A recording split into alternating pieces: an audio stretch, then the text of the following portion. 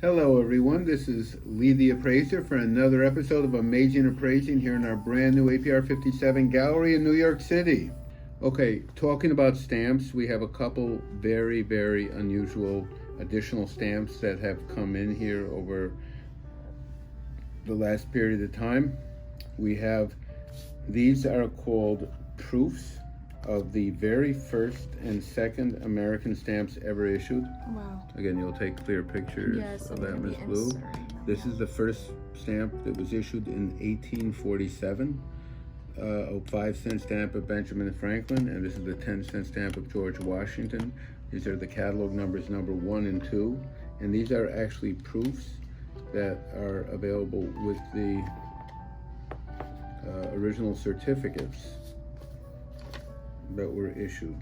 From the 1800s? From the 1875, wow. Yeah. These are very, very cool. And these are large, what they call multiples. These are blocks of 12, 4, 8, 12 of each one. These go for a substantial amount of money. In unused condition, these stamps sell for, I think this one sells for probably about $5,000 a stamp. And this is about this was maybe $20,000 a stamp. So these are two of the nicest blocks of, we have here, the nicest blocks of 12 known that are very valuable. We got these in recently. And this is a very classic stamp. This is what's called the $5 Columbian of Christopher Columbus. They issued a set of his commemorating his exposition in 1893. And this was a $5 stamp, so that's crazy. Do you know how much $5 was in 1893? You could have bought a building for that. So this was one stamp, and it was used just to mail letters, so like registered mail or something like that. So hardly any of them were used. So 99.9% were destroyed, none were used. It's very valuable to even use because, and this is what somebody did was, this is the page of, there were 50 stamps on the sheet. So they actually, in order to get this stamp, they had to take off 1, 2, 3, 4, 5 additional stamps. And they bought this stamp at the post office. It's perfectly centered with the original imprint and plate number. Now, if they kept these 5 other stamps, this would be the finest, what they call plate block of 6 known, and probably worth over $1 million. They didn't do that because I guess he didn't want to spend the extra 25 bucks, which is a shame because I'd be holding the finest plate block of 6 known. So, but anyhow, as it is, this is still an exceptionally beautiful. It has full original gum, and it is incredibly beautifully centered, and it's one of the nicest, rarest American stamp rarities in the world. It's called the number, catalog number 245. Basically, it's a plate number imprint single on the plate block of 6. We're just talking about some very unusual things that have come in recently in our gallery here. This is a catalog from one of the auction houses. It is a collection of items from the largest, or one of the largest collections of Muhammad Ali memorabilia ever put together. It was called the Pollinger Collection of Muhammad Ali memorabilia. It was sold at auction in California in 1997, which would make it, I guess, 25 years old, right? Just about. So this has some of the coolest things, of which we have some of these things here. I've had this poster before. This is a poster that was of the main event World Championship fight, Joe Frazier against Muhammad Ali at Madison Square Garden. This is fight number 2. You had to go to Madison Square Garden to see it at that time. There was no cable TV, I don't believe, at that time. Wow. This poster today is worth probably a couple $1,000 in perfect condition. Very few of these. Again, when we deal with items, memorabilia, whether it's sports or jewelry or watches or coins, we have to figure out, we estimate how many were made, how many were kept, how many are left around today, and of course the condition on the ones that are still existing. So this was at a time in, I guess this had to be about probably 1974, 75. This had to be at a time when nobody kept these posters. There was no real interest, collectibles. So to have one of these, to keep them, hardly any of them were saved. So, so that's actually very cool. So that's something to remember. So when you talk about posters and items, if you have them for sale or you have them, you own them. Okay? Now, everyone, let's just say when Ali fought, when years ago, if it was done on a specific thing, they would, if it was a big fight, they would technically keep, more people would have kept it. If it was a program, okay? More people of this special fight would have kept it, whereas if it was a very obscure fight, less people kept it. But this is not a program, this is actually a poster. So very few people, there were a limited number of these. This was made just for Madison Square Garden. So how many did they order to put for the Garden? Maybe 100 pieces. The Garden is the mecca for sports in the United States and in New York City, indoor arena. So let's just say they made 100 of these for the Garden. I don't know, 200, 100. It was for one night, right? So they would use it as a poster to put it, advertising around the Garden. So even if they made a couple hundred of them, nobody had access to them and nobody kept them, and they were very, very, very scarce. Okay, these are the fight shoes, Muhammad Ali's fight shoes that he wore when he fought Ken Norton. I think that bout was in, I believe it was in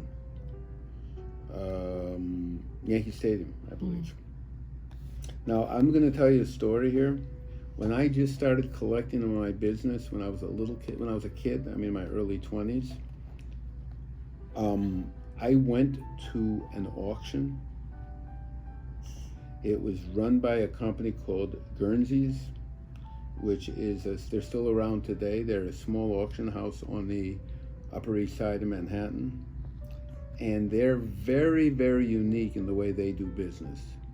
Typically, you will have auction houses that will specialize in a particular field, whether it's art or rare coins or jewelry or sports cars, whatever it might be. They specialize in just that. They have people on staff that handle it and specialize it, and that's what their expertise is. And they get a reputation for that that expertise. So people will buy these items for their collection, and down the road they will sell them, typically through them when they want to dispose of their collection. So Guernsey's is the most unique auction house probably in the world. What they do is they specialize in just the opposite. They specialize, if you can believe it, in auctioning off collections or specific items that are totally obscure to anything else, meaning that the person that put together the largest collection of Titanic memorabilia, they will auction just that collection of Titanic memorabilia. And they put together a collection, and so they have collections of, they did a collection, I think, on like Jackie Onassis or stuff like that. Like specific one owner, unique things. So like a whole array of different subject, items, but one subject matter. So this is crazy because I don't even know where it is. We have storage places. But when I was a kid, I had a lot of guts, and they had an auction by Muhammad Ali's manager. His name was Bandini Brown. And when Bandini Brown died, Guernsey's ran an auction. And I was a little kid, and I bought everything there I could afford. And that stuff today must be worth a fortune. I don't know where it is. It's in one of our storage facilities. But I just remember Bandini Brown was unusual in the fact that I think he was originally Muslim, and I don't know if he converted to Judaism, but in this collection he had a lot of Jewish books. He had like the Passover book, the Haggadah, it's called, for the Passover Seder. He had a lot of very cool things and religious artifacts. There were a lot of pictures of Ali's wives and girlfriends, like crazy unique things that I hope we still have it somewhere.